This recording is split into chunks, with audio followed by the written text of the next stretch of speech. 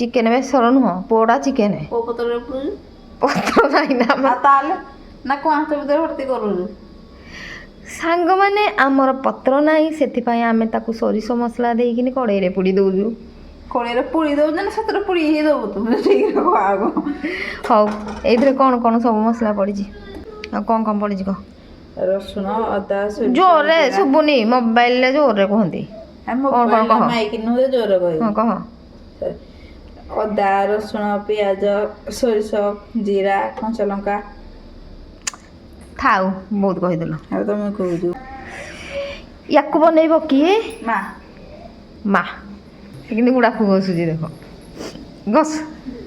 କାହାର ବାପା ତା ଛୁଆକୁ କହିକି ଖରାପ ଜିନିଷ ଖାଆନି ଆମ ମାର ବାପା ତାକୁ ଗୁଡ଼ାକୁ ଖାଇବା ଶିଖେଇ ଦେଇଛି ହଁ ପାନ ବି ତୁ କମେ ଶିଖିଲୁନୁ ତୁ କମେ ଶିଖିଲୁନୁ ମାଆକୁ ଶିଖେଇଲାନି ଆଉ ମାଆଙ୍କୁ ଶିଖେଇଲାନି କେନ୍ତା ବାବା ତାକୁ ଶିଖେଇଥିଲା ହଁ ହଁ ପାନ ତ ଆମେ ରଖିଦିଅ ବୋଲି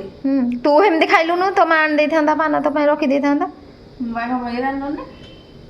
ତୁ କମାଇ ଶିଖିଲୁନି ତୁ ଶିଖିଲୁନି ତୁ କଣ ଶିଖିଲୁନି ମୁଁ ଟିକେ ଟ୍ରାଏଲ୍ କରିଥିଲି ହେଲେ ଖାଇଦେଲାକୁ ମୋ ମୁଣ୍ଡ ବୁଲେଇଲା ହେଇଯିବ ଆଉ ଖାଇ ସାଙ୍ଗମାନେ ଆଜି ପାଇଁ ଭିଡ଼ିଓ ଏତିକି ଚିକେନ ପୋଡ଼ାର ରେସିପି ମୁଁ ନେକ୍ସଟ ଭିଡ଼ିଓରେ ଆଣିବି ଯଦି ସାଙ୍ଗମାନେ ଆମ ଭିଡ଼ିଓ ଆପଣମାନଙ୍କୁ ଭଲ ଲାଗେ ପ୍ଲିଜ୍ ଦୟାକରି ଗୋଟେ ଲାଇକ୍ ସବସ୍କ୍ରାଇବ୍ କମେଣ୍ଟ ସେୟାର ନିହାତି କରିବେ ଆଜି ପାଇଁ ଭିଡ଼ିଓ ଏତିକି ରହିଛି ଜୟ ଜଗନ୍ନାଥ।